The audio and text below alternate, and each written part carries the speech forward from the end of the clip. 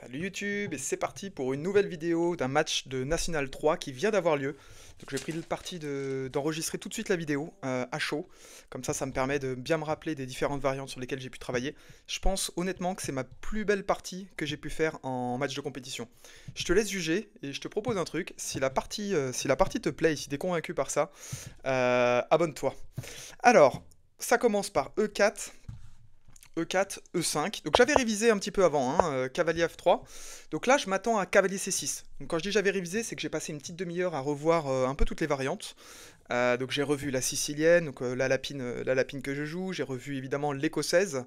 J'ai revu la française. J'ai revu la pirque. J'ai un peu tout revu. Donc là, je m'attends à cavalier C6 et partir sur une écossaise.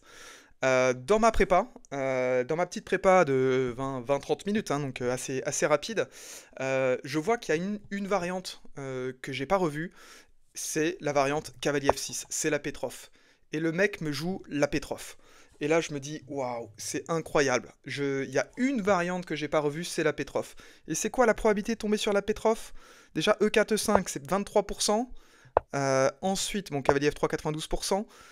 Là-dessus, 80, ok, 12%. 12%, donc on est sur un quart de 12%. On est sur allez, 3% de chance à peu près de tomber sur la Petrov. Donc pas de bol, je tombe sur la Petrov. Alors pour remettre un petit peu de contexte, donc je joue contre Olivier. Olivier, donc 1900 Hello, un petit peu excentrique, je le vois, donc coupe de cheveux, enfin cheveux rouges avec des sortes de lunettes adaptées à la vue, un peu typé lunettes de soleil. Donc là je me dis bon, j'espère qu'on est un peu sur un pied d'égalité. J'espère qu'il n'a pas des capacités surhumaines. Bon, a priori il est 1900, donc 1900 il joue bien, mais il doit pas avoir des capacités surhumaines.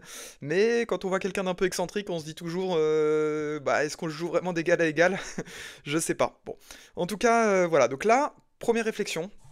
Parce qu'en fait, la Petrov, je l'avais pas du tout révisée et je sais que d'habitude, je joue D4 et je sais qu'en fait, c'est une variante qui est assez chaude. Enfin, il y a des sous-variantes qui sont hyper chaudes. Là, je me dis, allez, essaie de jouer solide, essaie de jouer propre, réfléchis. Donc dès maintenant, je commence à réfléchir. Donc je vois Olivier qui me regarde, qui se dit quand même, c'est étonnant, 1940 Elo, et il voit pas que, enfin, il connaît pas la Petrov. Ok, c'est pas grave, donc je continue finalement avec la main line, donc je sais qu'il y a une des lignes avec cavalier prend E5, mais je l'ai jamais joué en partie officielle. Mais bon, je me dis, voilà, cavalier prend E5, au pire s'il y a dame E7, je reviens avec cavalier F3, dame prend E4 échec, je peux jouer fou E2, et je jouerai ensuite cavalier C3 pour attaquer sa dame. Ah, je me dis ça doit bien passer. Donc il joue D6, là, bah pareil, hein, de toute façon moi je suis hors théorie dès le troisième coup. Donc là-dessus, bah, je reviens, hein, une seule case, cavalier F3. Et là, il me joue cavalier prend E4. Cavalier prend E4. Je veux pas spoiler, hein, mais vraiment, peut-être ma plus belle partie. Je te dirai après la précision que j'ai faite, mais j'ai jamais fait une précision pareille sur toutes mes parties. Donc voilà, là, il a pris en E4. J'ai un petit peu hésité. J'ai hésité avec cavalier C3, j'ai hésité avec D4. Et en fait, je joue un coup qui sort, alors d'ailleurs, je suis surpris, hein, je savais pas, mais qui sort complètement de la théorie. Là-dessus, je joue Dame 2. Donc Dame 2, ça fait pas partie des 5 coups. Ah, si, c'est le troisième coup, mais c'est déjà un coup relativement rare. Alors que je pensais que j'étais dans la main variante, mais apparemment non. Bon, ok, il continue avec Dame 7, donc je m'y attendais, hein, c'est un peu la seule façon pour lui de parer, parce que s'il pousse D5, j'ai des coups comme D3, et ça va lui faire perdre une pièce. Donc évidemment Dame 7. Bon, là pareil, je me dis tiens, qu'est-ce que je joue? J'ai hésité avec D4, mais je me dis le problème de D4, c'est que si je joue D4, à ce moment-là, il va consolider avec D5, et j'aurai un petit peu de mal à virer son cavalier. Donc avec cavalier C3, bon déjà il peut faire cavalier prend cavalier et me doubler les pions. Ça me plaisait pas trop, donc je me dis bah on va jouer un coup solide, on va partir sur D3. Donc D3, pas de surprise, cavalier F6. Cavalier F6, là je me dis je peux commencer à mettre un petit peu de pression avec le coup fou G5. Pourquoi un petit peu de pression? Bah parce que là maintenant, en fait ce que j'aurais envie, hein, on a les dames en vis-à-vis, et j'ai pas envie de le prendre, parce que si je le prends, dame prend dame, il refait fou prend dame, et du coup je lui développe une pièce en perdant un temps. Voilà. Alors que si c'est lui qui me prend, donc j'aimerais le forcer à me prendre, après je peux me développer avec fou prend dame, donc ça me fait gagner un temps. Donc c'est ça que je me dis. Et là, en fait, je crée une menace. Et c'est quoi la menace? C'est fou prend cavalier. Parce que sur fou prend cavalier, s'il échange les dames, dame, fou prend dame, pion prend, il a des pions doublés. Donc ça fait pion doublé, pion isolé. Ça, il veut absolument éviter. Durant toute la partie, il voudra absolument éviter ça. évidemment. Et donc je menace là directement, fou prend cavalier, il serait obligé de reprendre du pion directement. À ce moment-là, j'échange les dames par exemple. Et là, ok, j'ai peut-être perdu un temps de développement. Par contre, s'il a des pions doublés avec le pion en H7, bon, ça va très très bien se passer. Allez, donc là il continue avec cavalier BD7. Alors cavalier BD7, j'ai été un tout petit peu surpris quand même, parce qu'en fait j'ai l'impression que ça bloque son fou. Alors évidemment il peut faire B6 fou B7, mais encore faut-il qu'il ait le temps de le jouer. Voilà, donc moi je continue avec cavalier C3, je développe mes pièces, et au passage je commence à faire des petites menaces, donc pas évidemment cavalier D5, parce que sur cavalier D5 il y a dame prend dame échec, puis cavalier prend cavalier, donc ça marche pas. Mais des petites menaces avec des cavaliers E4, voilà, je menace aussi, c'est pas vraiment une menace, hein, mais je peux faire un grand roc, et puis commencer à venir placer ma tour en E1, donc bon, ça me semble logique, coup de développement, case logique en C3. Donc là, il se sent, je pense, un peu contraint de jouer dame prend dame. Voilà, donc là, petite réflexion, est-ce que je reprends du cavalier en me disant que mon cavalier est pas si bien placé que ça et que je pourrais le mettre ailleurs, mais en fait finalement mon cavalier en C3 je le trouve bien, hein, il touche E4, il touche D5 et il touche surtout la case B5 parce qu'en fait je vois qu'il y a C7 qui est un petit peu fébrile. C7 il a un petit peu de mal à le protéger, donc là je me dis si jamais je laisse mon cavalier en C3, il y a un cavalier B5 qui rôde. J'ai hésité à faire roi prend dame en me disant derrière je peux jouer tour E1 et roi D1, une sorte de roc artificiel. Mais voilà, donc l'idée hein, de roi prend dame, c'est après peut-être de jouer G3, fou G2, et de développer mon fou sur cette grande diagonale. Bon, je fais quand même la version simple c'est que je reprends du fou, ça me développe quand même correctement mon fou, et je me dis que ce fou, je vais peut-être pouvoir, si je bouge mon cavalier, ensuite le recycler en F3, ou si je commence à pousser des pions, bon, il pourra avoir de l'utilité à ce moment-là, mais je me dis à ce moment-là quand même, fou en E2, pas si dingue que ça. Donc là, il a vu la menace hein, avec cavalier B5, donc il la part en jouant C6, qui est un des coups de l'ordinateur. Donc là, petite hésitation, est-ce que j'envoie petit roc ou est-ce que j'envoie grand roc? Bon, là-dessus, moi ça me paraissait assez évident que de son côté, il voulait plutôt jouer pour fou E7 et petit roc. Et en fait, j'avais envie d'une partie très dynamique, donc je suis parti plutôt sur un grand roc, en me disant si jamais il joue fou E7, à un moment donné, on va pousser les pions, ou je vais lui le forcer à pousser ses pions, et puis ça va faire une game intéressante. Donc là, il continue avec fou E7. Donc fou E7 bien joué, hein, normal, hein, prépare petit roc. C'est là où mon fou me gêne un petit peu, parce que si mon fou était sur une autre case, je pourrais jouer déjà tour au 1 et l'empêcher de roquer. Mais il manque des temps. Il me manque des temps, mais j'essaie de les récupérer quand même ces temps-là en jouant D4. Donc l'idée de D4, en fait, c'est de prendre un peu d'espace, c'est de libérer à nouveau ce fou en E2, avec par exemple fou en D3, et c'est aussi de menacer D5. Parce que D5, si jamais il prend, je récupère et après il va avoir un pion isolé en D6, donc ça ce serait très très bon pour moi. Et si jamais j'ai le temps d'avancer et que lui choisit de pousser, je me dis quand même que, bah, je sais pas, des cavaliers B5 menacent déjà sur petit roc, fou prend fou et cavalier prend D6. Donc voilà, donc pour parer ça, il est un peu obligé de jouer D5, donc pareil coup logique. Là, retemps de réflexion, qu'est-ce que je fais? Est-ce que je joue tout de suite tour H1 ou est-ce que je joue d'abord fou D3? Bon, je me suis dit que ça revenait un petit peu au même, mais ce que je voulais absolument éviter, c'était cavalier E4. Pourquoi? Parce que cavalier E4, ça m'emmerde un petit peu, hein. Cavalier E4, si je commence à faire cavalier prend cavalier, je sais pas, pion prend, est-ce que, bon, il a peut-être des fou prend fou, mais est-ce qu'il a pas un pion prend cavalier intermédiaire et j'ai deux pièces attaquées en même temps? Ça me plaisait pas tant que ça, et bon, je n'étais pas tellement sûr du calcul, mais je me dis de toute façon, le fou en E2, il a pas vraiment de case. Si je le place en D3, bah, ça me fait une belle diagonale, ça me fait des cases comme F5, ça me fait H7 aussi, donc ça me paraissait bien. Donc c'est deuxième coup de l'ordinateur, égalité avec le premier, c'est à peu près équivalent. Les trois coups c'était fou D3, tour H1 et H3 selon l'ordinateur. Donc je joue fou D3, donc pour l'instant tout se passe bien, il continue avec petit roc normal. Et là, évidemment, je vois que le fou E7, il est attaqué. Donc j'essaie de gagner un temps en développant ma tour, donc tour H1. Au passage, hein, j'ai un petit peu hésité à jouer tour DE1. Pourquoi tour DE1? Parce qu'en fait, ma tour, sur cette colonne D, elle est bloquée avec mon pion. C'est sur une colonne bloquée. Alors, ok, tu vas me dire, c'est pareil, hein, H2, H7 est bloqué aussi. Sauf qu'en fait, en jouant tour DE1, je me dis à un moment donné, est-ce que j'ai pas des H4, H5, et finalement ma tour qui est sur une colonne bloquée, elle se débloquerait.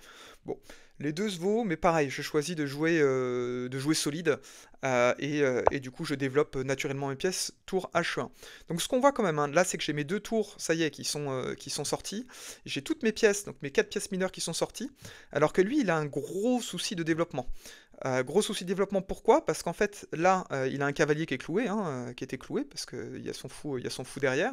S'il bouge ce cavalier-là, moi j'ai des fous prend cavalier et je viens lui doubler les pions.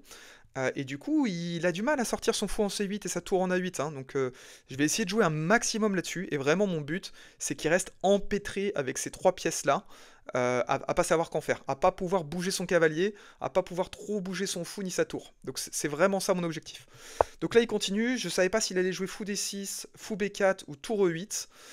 Tour E8, c'était peut-être pas mal, mais le problème de tour E8, c'est que ça lui bloque un peu son fou, parce que je menace des tours prend tour, cavalier prend tour, tour E1, cavalier F6, et ça devient un petit peu dangereux avec des mates du couloir qui arrivent. Bon, il se trouve que ça se jouait, mais je pense qu'il a eu un petit peu peur de ça, donc c'est pour ça il joue fou B4. Fou B4, là pareil, petit temps de réflexion, est-ce que je joue A3 pour le forcer à jouer fou prend cavalier? Le problème c'est que sur A3, j'ai l'impression qu'il a fou A5. Parce qu'en fait, pourquoi est-ce que j'ai envie qu'il joue fou prend cavalier? Parce qu'en fait, j'ai envie de pouvoir accéder à cette case E7. La case E7, franchement, elle me fait de l'œil, hein. Si j'arrive à placer une tour en E7 et à doubler mes tours, bon bah là, ça commence à être un peu plié pour lui parce qu'il pourra plus trop sortir son fou. Enfin, ça deviendra vraiment, vraiment compliqué. Voilà. Mais comme il a justement sur A3, il a fou A4, et si je commence à mettre des tours en E7, il a fou D8, qui est un petit peu étonnant, mais qui vient chasser ma tour. Donc je suis obligé de revenir. Ça me plaisait pas tant que ça. Et ce que je me dis aussi, c'est que sa menace, c'est quoi là? Sa menace, c'est de jouer H6, fou H4, G5, fou G3, cavalier H5 pour menacer d'échanger ma paire de fous. Et en fait, lui, ça lui permet de quoi? C'est que s'il commence à échanger des pièces et à enlever notamment la pression de ce fou sur, sur ce cavalier-là, potentiellement, il pourrait arriver à se développer un peu mieux. Donc là c'est pour ça que je choisis de jouer H3. Donc H3, je suis très content, hein, c'est le coup numéro 1 de l'ordinateur. C'est un petit coup, hein, donc c'est difficile hein, parfois dans des positions comme ça où tu as de l'avance de développement, de dire ok, est-ce que je perds pas un temps à jouer H3? Sauf qu'en fait, H3, si H6, fou H4, G5, fou G3 et cavalier H5, j'ai une petite case en H2, à minima, qui évite qu'il échange. Donc après, s'il choisit de jouer cavalier F5, j'ai peut-être des fous prend cavalier, j'ai prend, et puis il a une colonne ouverte sur son roi avec des rocs opposés. Je me dis, bon, ça devrait bien se passer. Là, il est concrètement, il est bloqué, hein. Il sait pas trop quoi faire, hein, parce que comment est-ce qu'il fait pour développer son fou? Donc lui, ce qu'il aimerait bien, c'est pouvoir sortir son cavalier.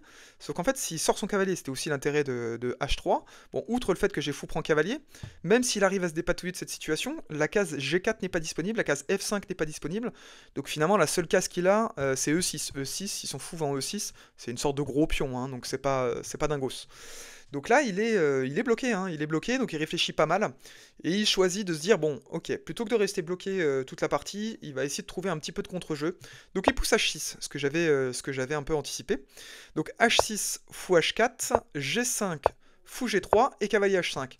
Donc là, j'étais bien content d'avoir joué mon petit H3. Je me dis, s'il commence à ramener son cavalier en F6, au moins il aura pas la case en G4, il pourra pas venir me doubler les pions. Il a toujours du mal un peu à se dépatouiller.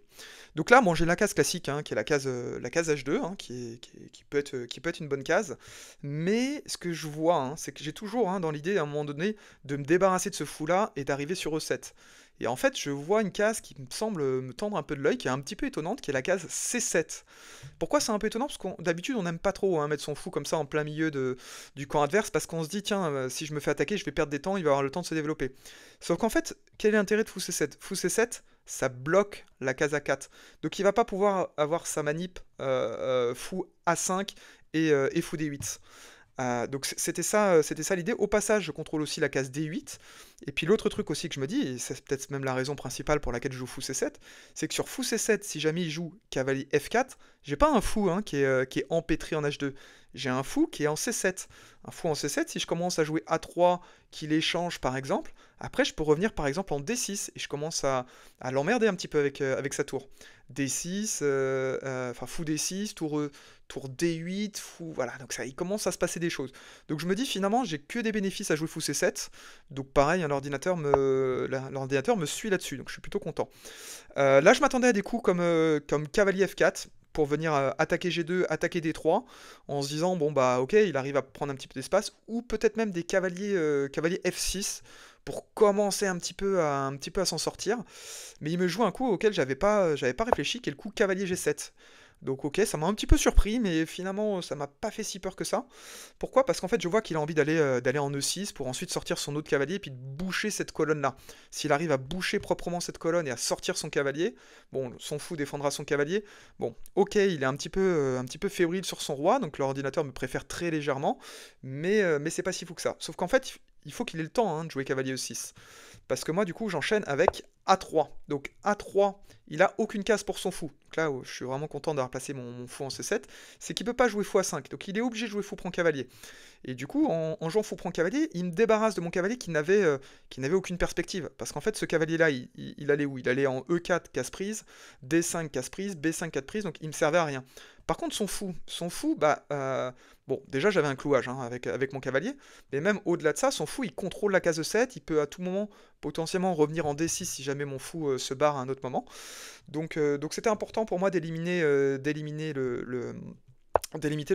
fou, pardon, le fou B4. Donc fou prend cavalier, pion prend fou obligatoire, et il enchaîne avec cavalier E6.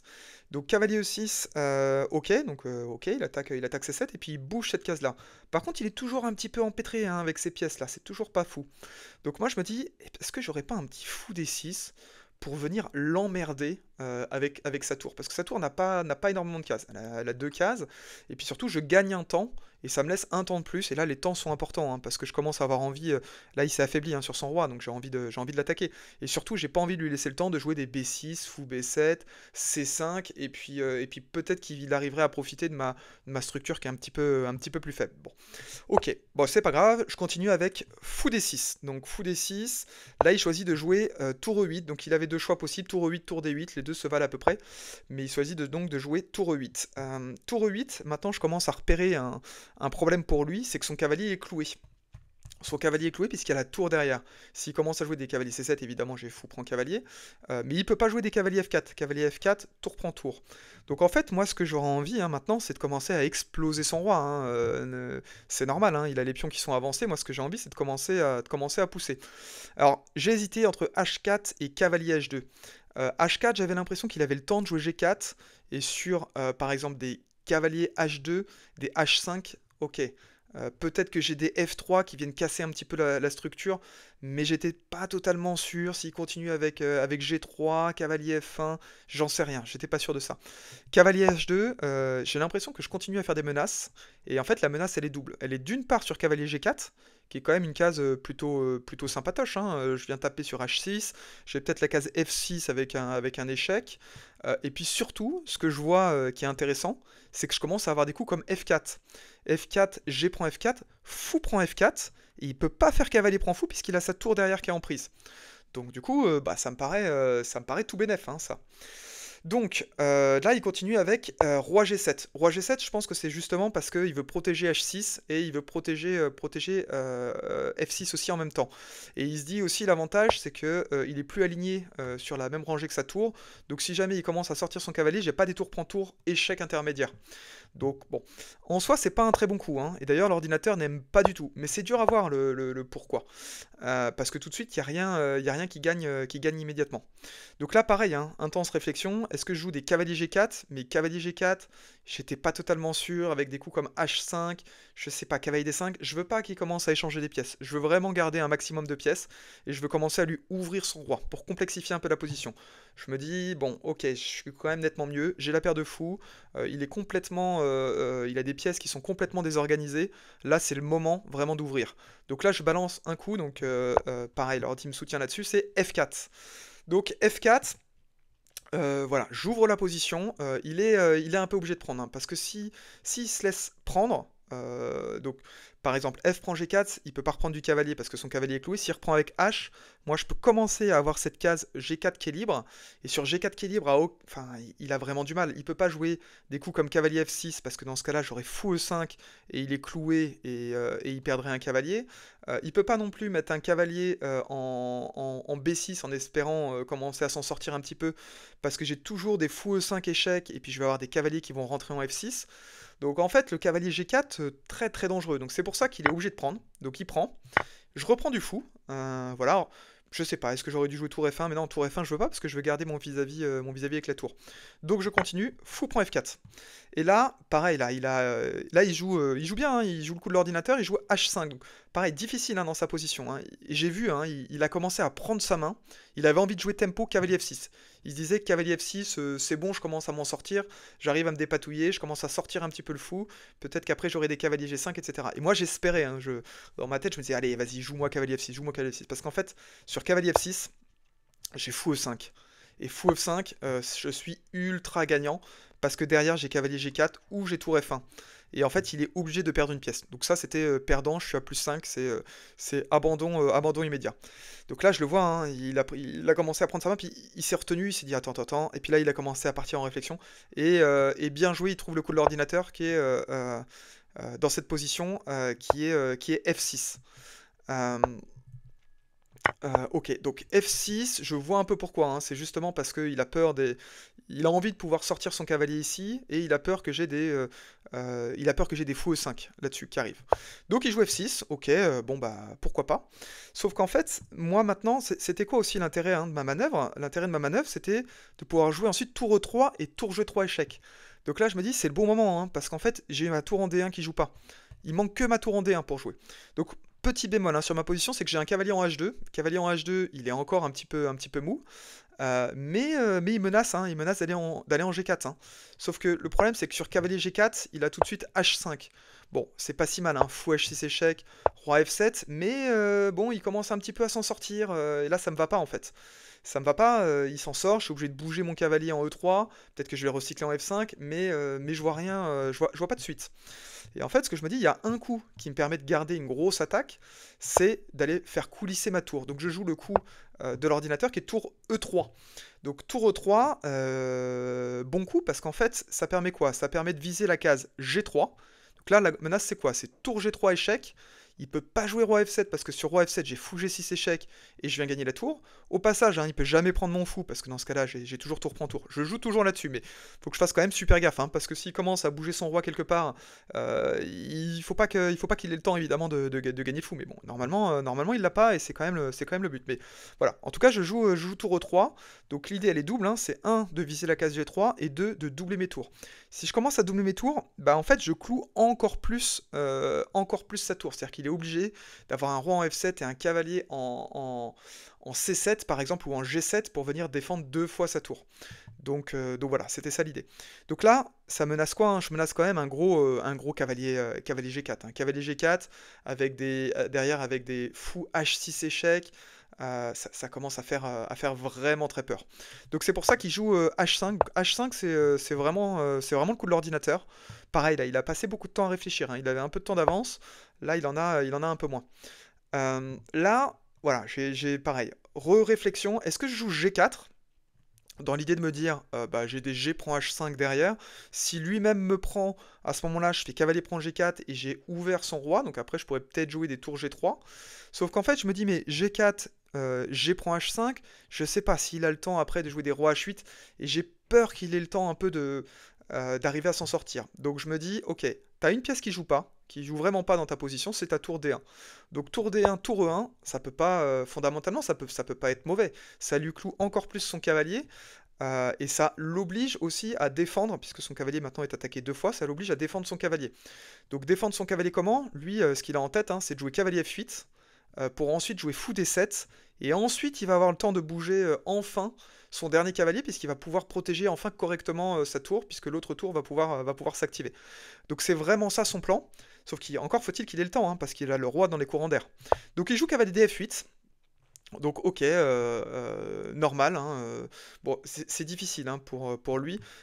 Les deux coups de l'ordinateur c'est soit cavalier B6, mais cavalier B6 j'ai des tours G3 échecs et c'est compliqué pour lui, ou bien cavalier F8, deuxième coup de l'ordinateur, ça revient un petit peu au même. Donc là je calcule.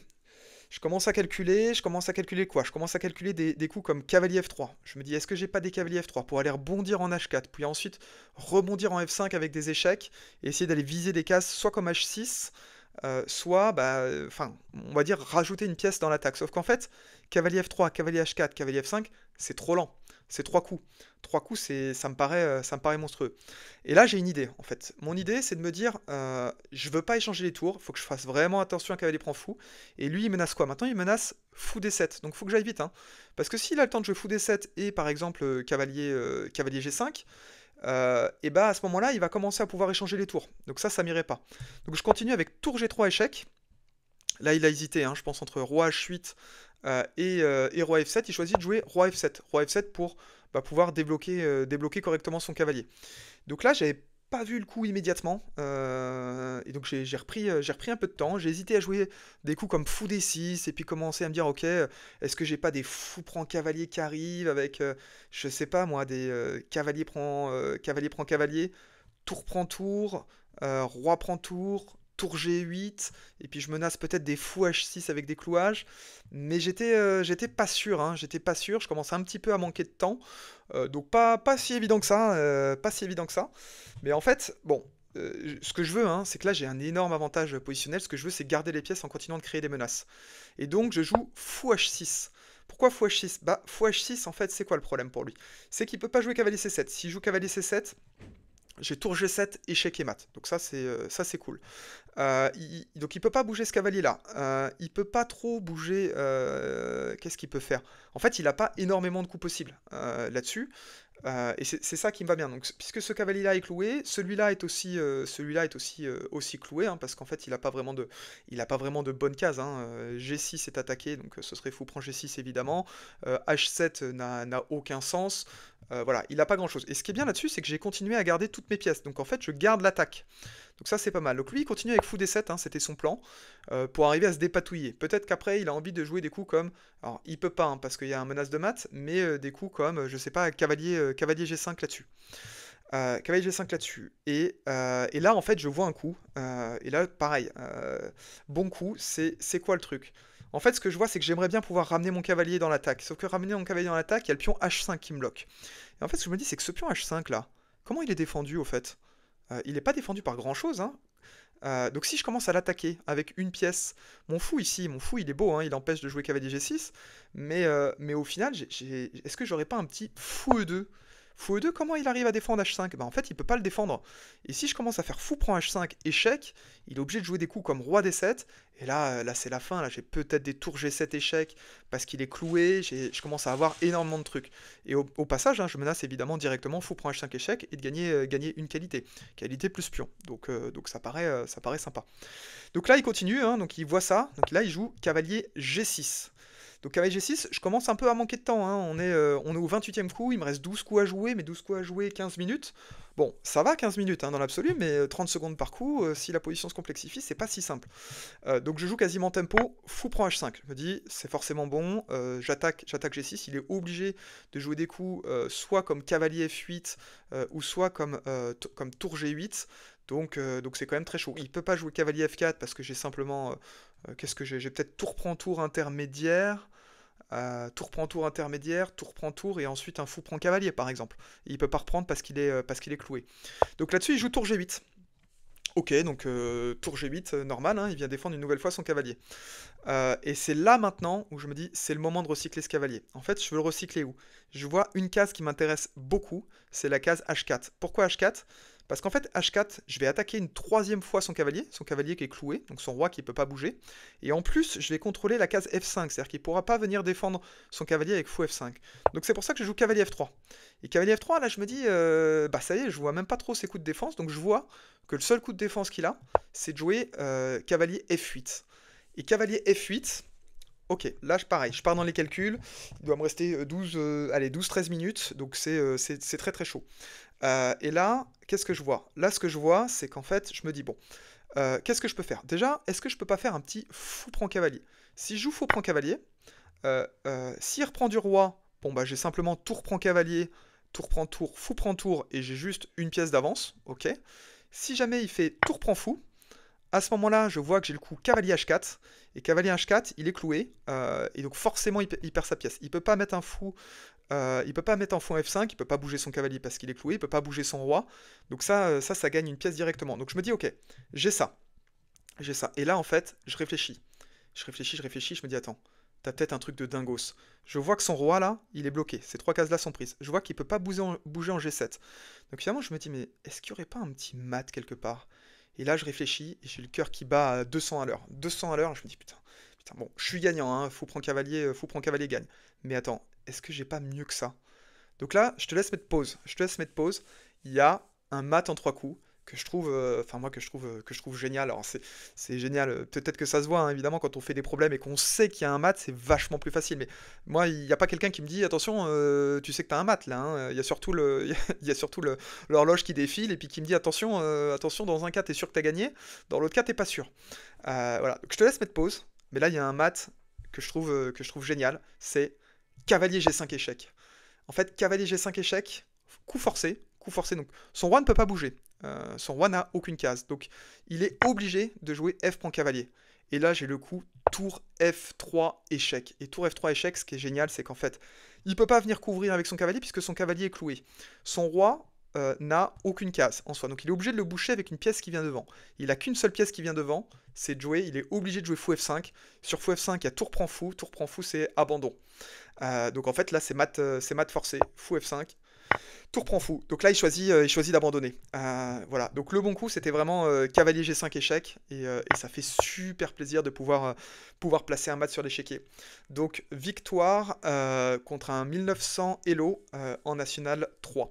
Donc j'ai regardé la précision et je t'ai pas mal parlé de l'ordinateur et des coups.